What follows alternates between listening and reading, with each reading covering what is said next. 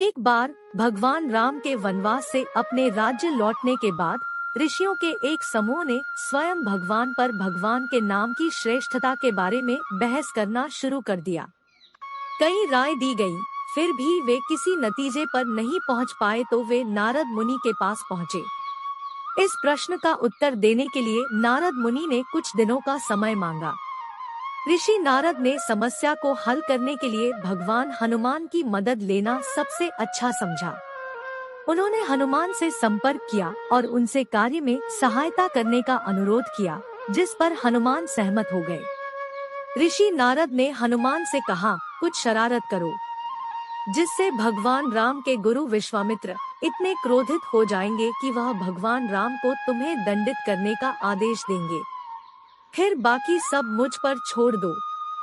हनुमान तुरंत इस कार्य पर लग गए। भगवान राम के गुरु हनुमान पर बहुत क्रोधित हुए और उन्होंने भगवान राम से कहा, कल सुबह आपको हनुमान को उस गलत काम के लिए दंडित करना होगा जो उन्होंने किया है। ऋषियों और सभी नगरवासियों के सामने आप उन पर अपने शक्तिशाली तीर चलाएंगे ताकि सभी लोग देख सके और सबक सीख सके कि जब कोई गुरु को नाराज करता है तो क्या होता है। भगवान राम अपने समर्पित सेवक हनुमान के व्यवहार से आश्चर्यचकित थे, लेकिन वह अपने गुरु के प्रति पूर्ण आज्ञाकारी थे।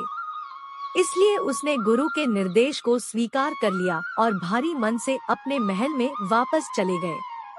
इस बीच ऋषि नारद ने हनुमान से भगवान राम के नाम का जाप करने के लिए कहा। जब भगवान राम ने उन पर तीर चलाए, अगले दिन सुबह हुई और सभी ऋषि और नगरवासी हनुमान को दी जाने वाली सजा को देखने के लिए नदी के पास एकत्र हुए।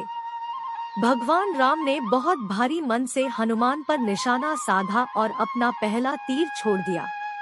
तीर सीधे हनुमान की ओर चला, लेकिन आखिरी क्षण में दिशा बदल गई और उन्हें छुए बिना ही जमीन पर गिर गया।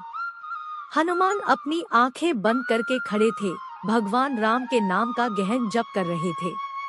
भगवान राम ने हनुमान पर जितने भी तीर चलाए वे उनसे चूक गए और अलग अलग दिशाओं में चले गए।